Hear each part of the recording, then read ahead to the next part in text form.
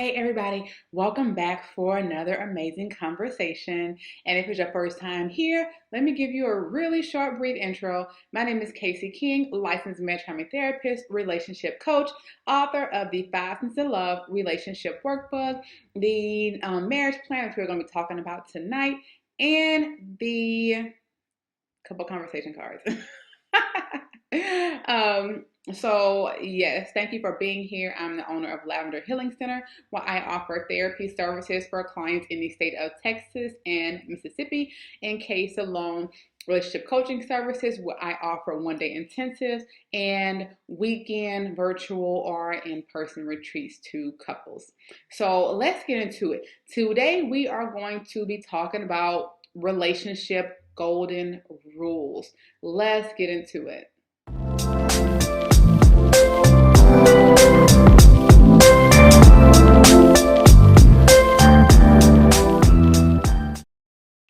All right. So, I think sometimes we don't take into account how important roles and rules are in our marriage, especially when we're in that 20, 30, 40-year range, in the time that we're in right now. We believe rules to be such a negative thing where no one's going to tell me what to do. No one is going to ruin my life or run my life. No one is in charge of me, blah, blah, blah, blah, blah.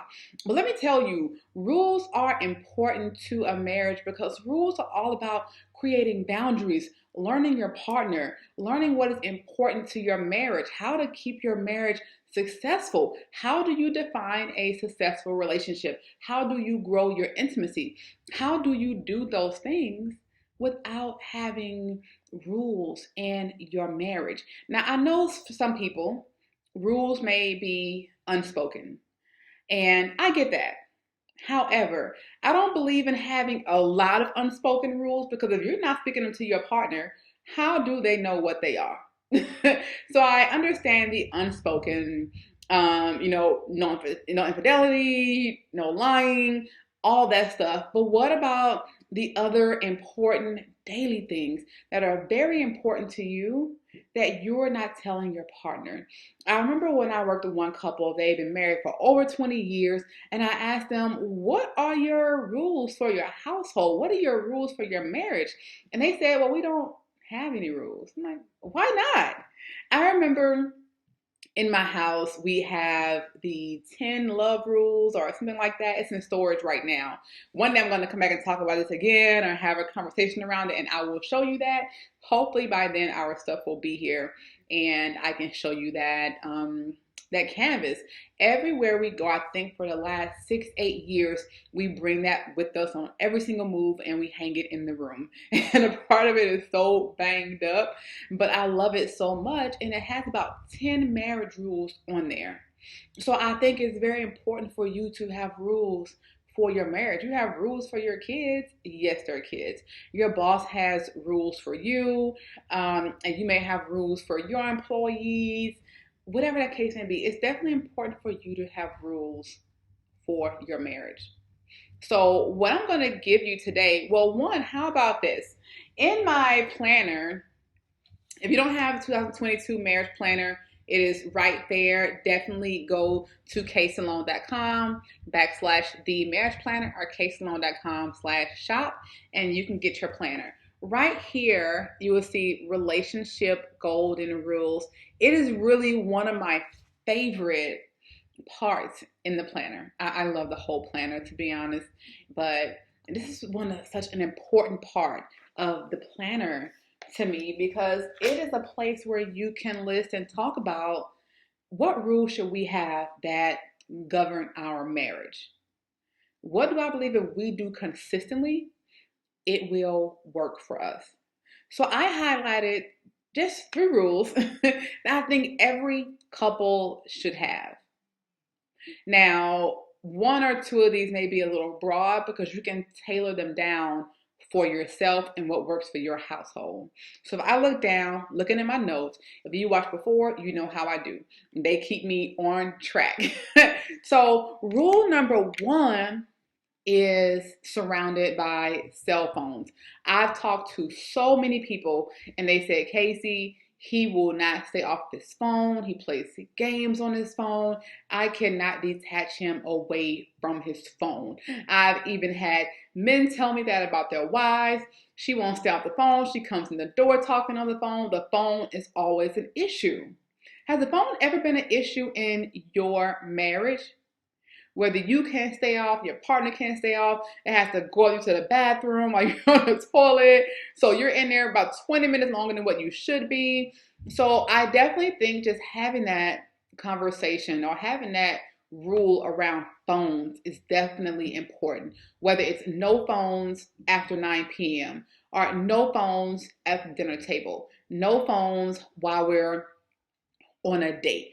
Don't walk in the house on the phone because it's disrespectful. So, what is one rule for you that you feel can work around cell phones? And I say that because it's so important.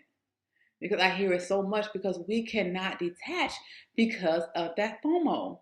We feel that we're going to miss out on something if we're not always in our phones. Let me tell you, it can wait. Tune out of the phone and tune into your partner.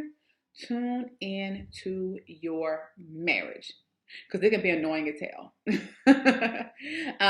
Number two, very simple, and this is what a lot of people use as a rule. Don't go to bed angry. I'm going to tell you why that's so important. One, you're going to bed with negative stress on you.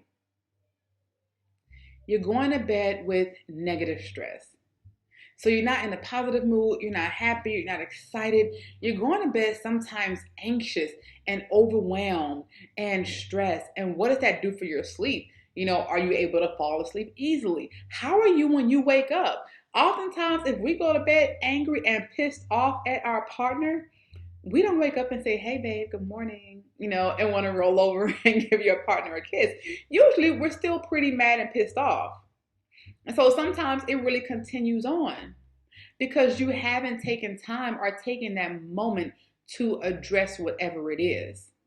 So you're going to get up, give the cold shoulder, not talk, go into an argument, have a very passive aggressive moment, something like that. So it's definitely important not to end your night on a bad note. Do not end your night on a bad note. Take some time. Definitely talk about what's bothering you, even if it's we agree to disagree. Agree to disagree, seal it up with a kiss, and then go to bed, or possibly have some makeup sex, after that. But definitely don't take the negative energy into the bedroom and creating such a negative space. And then you're going to carry it on to the next day. So the next day you're all in a bad mood because you didn't get time to smooth things over with your partner. So that's definitely important. Number three, be open and honest. And I know that I said that that's very unspoken for a lot of people because it really is, because you should want your partner to already know just to be open and honest, right? But are they always? Are they always open? Are they always honest? Do they always, come to you? At times they should. No. Because oftentimes with men, for example, they may not want to burden their wives, so they won't go to you. So they'll harbor a lot of stuff here and try to figure it out here. And it really weighs them down, but they're telling you they're okay and they're really not.